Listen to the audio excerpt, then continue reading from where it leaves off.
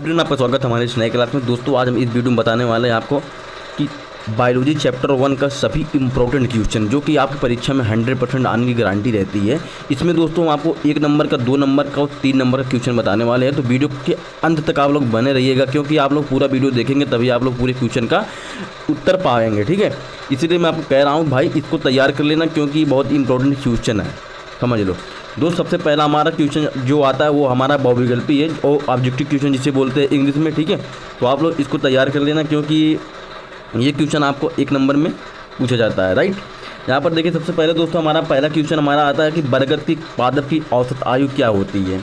इसको दोस्तों आप लोग ध्यान से पढ़ना, क्योंकि आप बहुत इंपॉर्टेंट है। ठीक है, क्योंकि आपको बता दो दोस्त, 10 नंबर का क्वेश्चन जो हमारा होता है वो सिर्फ ऑब्जेक्टिव क्वेश्चन होता है, बहुविकल्पी क्वेश्चन होता है। ठीक है, इसीलिए मैं आपको समझा रहा हूँ, बता रहा हूँ कि दोस्त इसको आप लोग समझ के पढ़ना, याद कर लेना। राइट, तो बरगद की पादप की औसत आयु क्या होती है। तो पहला हमारा नंबर ए है 2000 वर्ष, दूसरा बी है 200 वर्ष, तीसरा सी है 1000 वर्ष, डी हमारा क्या है 100 वर्ष।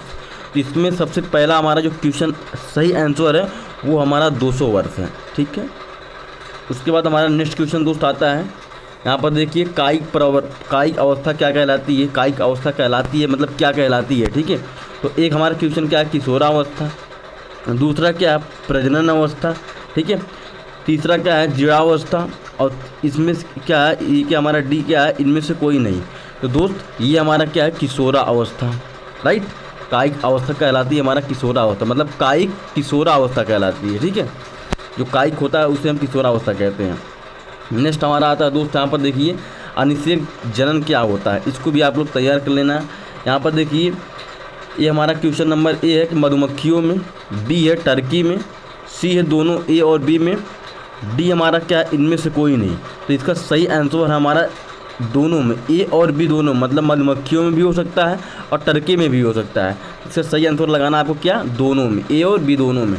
इसको लिख लेना दोस्त, कॉपी और पेन लेकर बैठना, क्योंकि इसको अब मैं जैसे जैसे आपको बता रहा हूँ इसी तरह आपको लिखते चला जाना है। ठीक है, यहाँ पर देखिए दोस्तों, केले में कायिक जनन होता है कि नहीं होता है। केले में कायिक जनन होता है। यहाँ पर देखिए, हमारा ए है कंदक से, बी है प्रकंद से, सी है बल्ब से, और डी हमारा अंत भुस्तारी से। ये हमारा आंसर सही है, प्रकंद से। ठीक है, तो ये दोस्तों था आपका ऑब्जेक्टिव क्वेश्चन। अब मैं आपको बताता हूँ दोस्तों 2 नंबर का क्वेश्चन। यहाँ पर देखिए दोस्तों, सारा हमारा 2 नंबर क्वेश्चन है, इसको आप लोग तैयार कर लेना। सबसे पहला हमारा क्वेश्चन आता है, जनन कितने प्रकार के होते हैं। ठीक है, तो जनन आपको पता है, अगर नहीं पता है तो फिर भी आप लोग याद कर लेना, तैयार कर लेना। देखिए, जनन जो होता है वो हमारा 2 प्रकार का होता है। अगर आपसे कोई भी क्वेश्चन कर लेगा कि जनन कितने प्रकार के होते हैं, तो आप लोग आराम से बता देना कि जनन हमारा होता है 2 प्रकार का। पहला प्रकार हमारा क्या है कि लैंगिक जनन, दूसरा है हमारा अलैंगिक जनन। ठीक है, तो जनन मुख्यतः 2 प्रकार के होते हैं, लैंगिक जनन और अलैंगिक जनन। नेक्स्ट क्वेश्चन दोस्तों हमारा आता है कि मुकुलन क्या होते हैं। मुकुलन की परिभाषा लिखिए, मुकुलन पर टिप्पणी लिखिए, आपसे कुछ भी बोल सकता है, आप लोग इसको तैयार कर लेना। ठीक है, यहाँ पर देखिए दोस्तों, मुकुलन क्या होता है कि मुकुलन अलैंगिक जनन की एक विधि है, जिसके दौरान जनक से नए जीव की उत्पत्ति एक उदर जिसे मुकुलन कहते हैं। ठीक है, आप लोग मुकुलन भी तैयार कर लेना, ये भी बहुत इंपॉर्टेंट क्वेश्चन है दोस्त। नेक्स्ट हमारा आता है दोस्तों, यहाँ पर देखिए, प्लामेला अवस्था क्या होती है।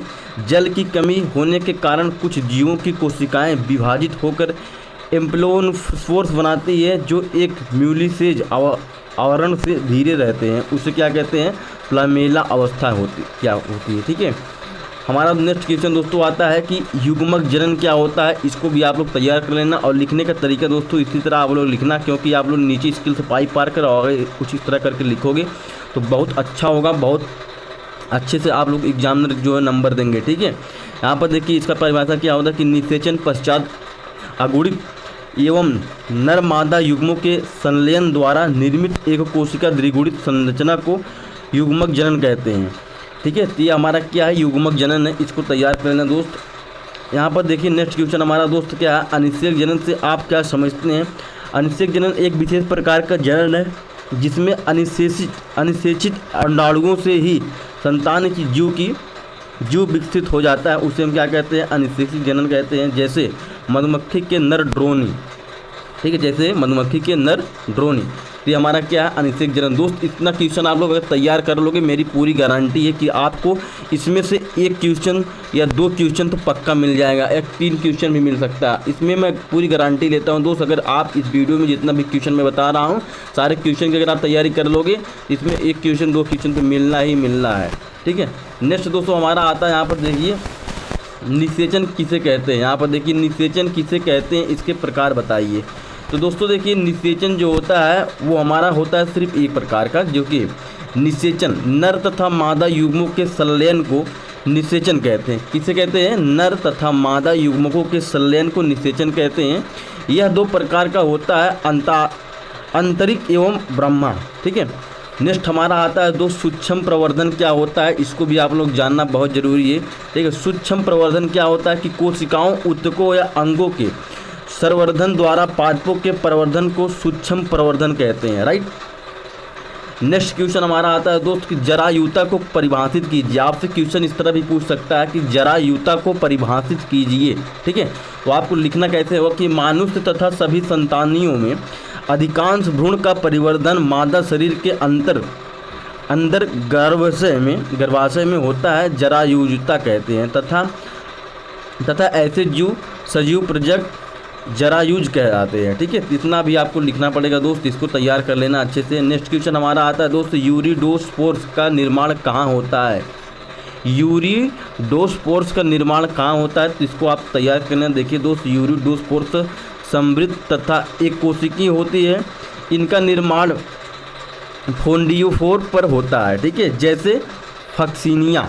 तो इतना क्वेश्चन मैं बता दिया हूँ दोस्त, लगभग मैं आपको 15-13 क्वेश्चन बता दिया हूँ। अगर इसमें क्वेश्चन में सारे क्वेश्चन की अगर आप तैयारी कर लेंगे, बहुत ज़्यादा बड़ा नहीं है, सिंपल क्वेश्चन है, तो मेरी पूरी गारंटी है दोस्त, ये क्वेश्चन में से मैं आपको बता दूँ 2 क्वेश्चन 3 क्वेश्चन तो आपको पक्का लिखने के लिए आ जाएगा, क्योंकि मैं आपको बहुविकल्पी भी बता दिया हूँ। इसमें चैप्टर बहुविकल्पी की चैप्टर 1 का है, पहले चैप्टर का बायोलॉजी के हमारे पहले चैप्टर का क्वेश्चन है। इसमें दोस्तों मैं आपको बहुविकल्पी क्वेश्चन भी बता दिया हूँ और ऑब्जेक्टिव भी बता दिया हूँ, तो आप लोग तैयारी जरूर कर लेना, क्योंकि ये बहुत ही इंपॉर्टेंट क्वेश्चन मैं आपके इस वीडियो में लाया था। ठीक है, तो बाकी दोस्त चैनल हमारे नए चैनल सब्सक्राइब करके हमारे चैनल से जुड़ जाइएगा और अपने दोस्तों के पास इस वीडियो को जरूर शेयर करिएगा, क्योंकि इस चैनल पर हम सिर्फ इंपॉर्टेंट क्वेश्चन ही पढ़ाते हैं। राइट, फिर मिलते हैं दोस्त नेक्स्ट वीडियो में, तब तक के लिए धन्यवाद, जय हिंद।